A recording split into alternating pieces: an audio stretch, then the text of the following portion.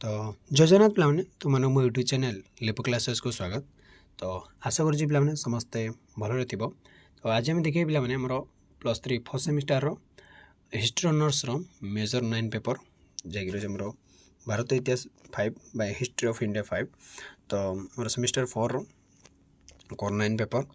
तो देखिए कौन रही आमर कोर 9 पेपर आम मोगल साम्राज्य उपर नहीं आमर रही है।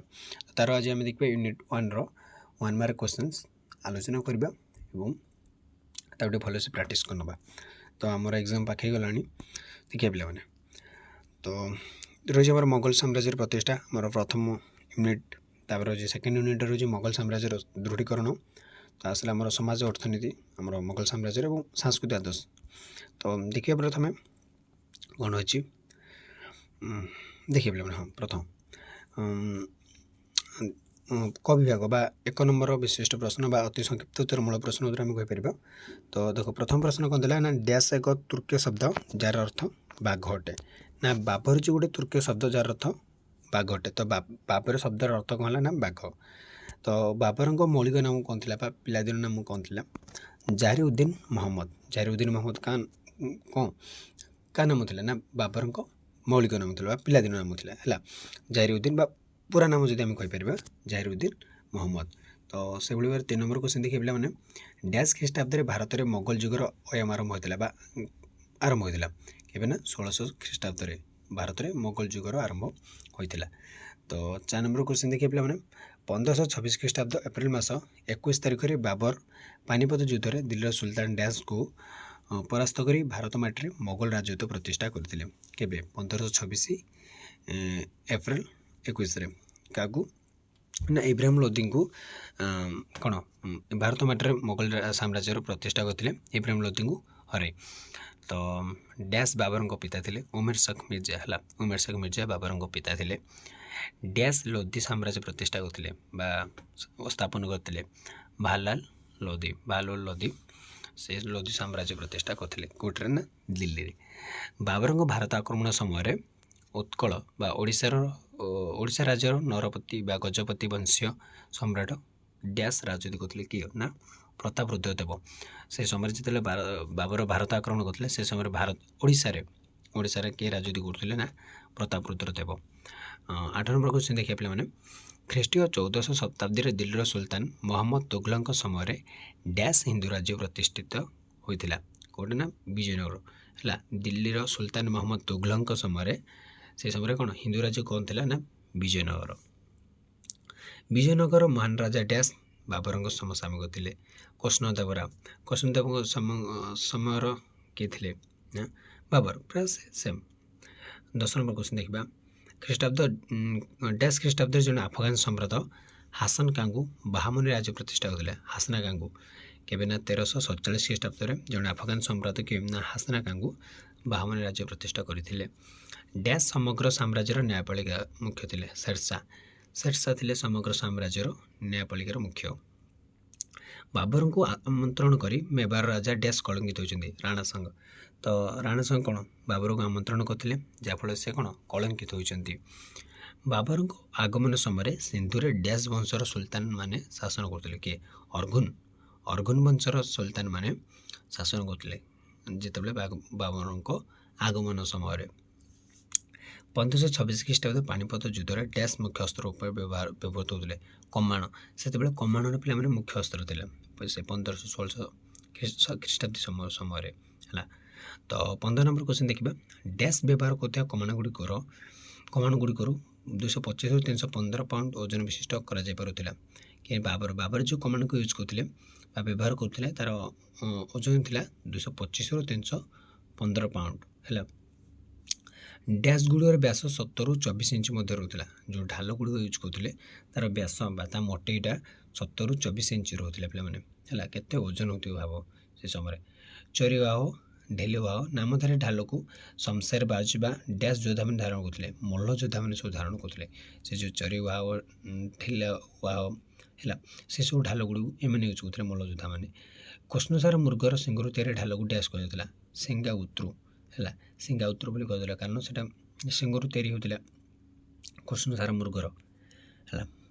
तो 19 नंबर क्वेश्चन देखिए पिलाମାନେ डैश ହେଉଛି ଛୋଟ ବେଣ୍ଟଯୁକ୍ତ ଏବଂ ମୋଟା ଶରୀର ଓ ମୁଣ୍ଡ ବିଶିଷ୍ଟ ଏକ ଯୁଦ୍ଧାସ୍ତ୍ର ହେଉଛି ମୁଦ୍ଗର। ମୁଦ୍ଗର ଯେଉଁଠି ଛୋଟ ବେଣ୍ଟଯୁକ୍ତ ମୋଟା ଶରୀର ଏବଂ କ'ଣ ମୁଣ୍ଡ ବିଶିଷ୍ଟ ଗୋଟେ ଯୁଦ୍ଧାସ୍ତ୍ର ମୁଦ୍ଗର।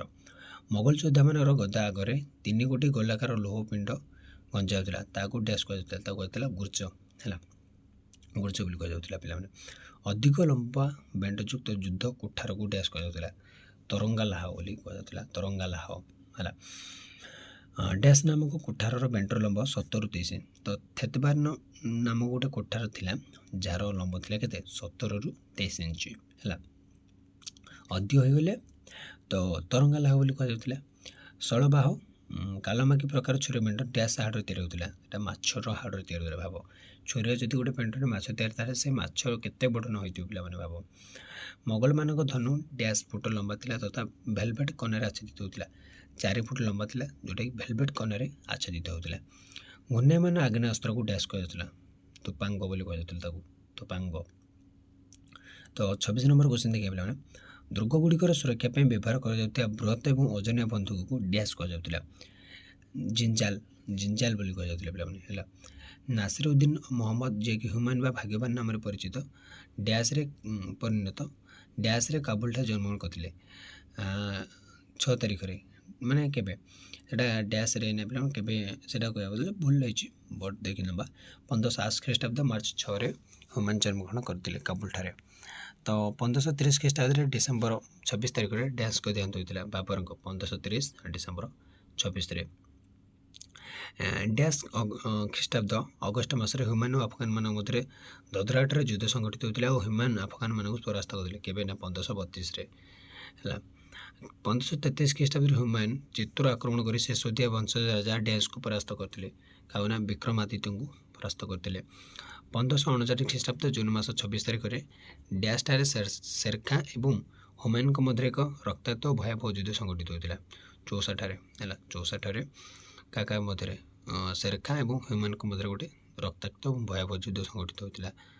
1540 ଖ୍ରୀଷ୍ଟାବ୍ଦ ମେ 17 ତାରିଖରେ ମହାନ ଡ୍ୟାସ୍ ଯୁଦ୍ଧ ଶେରଖାଁ ଓ ହୁମାୟୁନଙ୍କ ମଧ୍ୟରେ ହୋଇଥିଲା।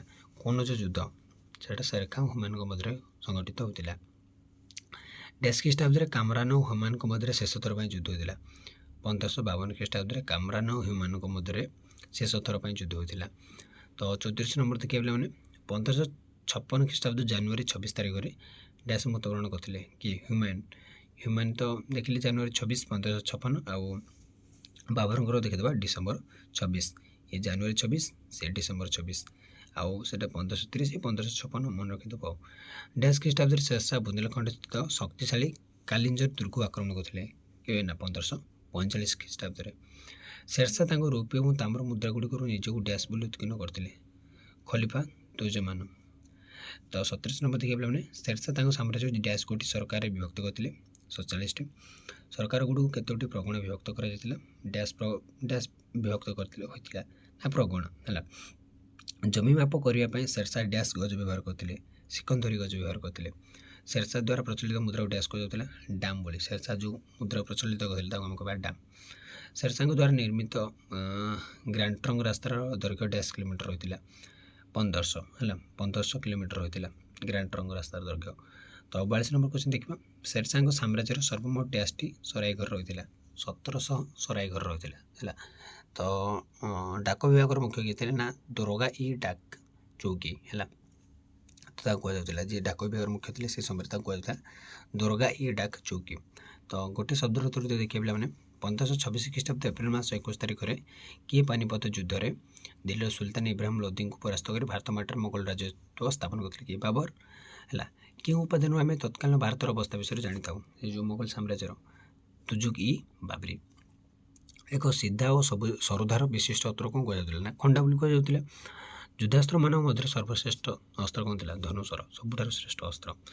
କେଉଁମାନଙ୍କ ଅଧୀନରେ ପଦାତିକ ଅଶ୍ୱାରୋହୀ ଓ କମାଣ ବାହିନୀ ରହୁଥିଲେ ନା ମନସବଦାରମାନଙ୍କ ଅଧୀନରେ।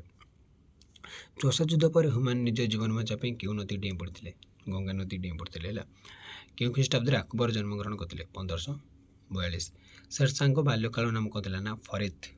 ଶେରଶାହ କାହାର ପୁତ୍ର ଥିଲେ ନା ମିଆଁ ହାସନ। शेरशाह केउं वंशज थिले सोर वंशजर से थिले शेरशाह प्रादेशिक शासक मान सैन्य संख्या केते थिला 20,000 रु 30,000 मध्य थिला पिलामाने स्थानीय लोकंर स्थानीय दायित्व पद्धति किए लागू करथिले शेरशाह से बहुत किछि भल करथिले शेरशाह राजत्व सरकार और प्रगणार फौजदारी और राजस्व संपर्कित मामला गुड़ी को क्यों मैंने विचार करुले ये मुंसिफ मुंसाफान से विचार करुले शेरशाह शासन अदालत गुड़िक दि जाता दंड विधान को क्यों मैंने कार्यकारी करुले ना मीर आदिल ये शेरशाह रास्तार प्रत्येक 4 माइल दूरतार कौन निर्माण करते सोराई घर बा धर्मशाला पाखे केतोटी सोराई घर होता पे ना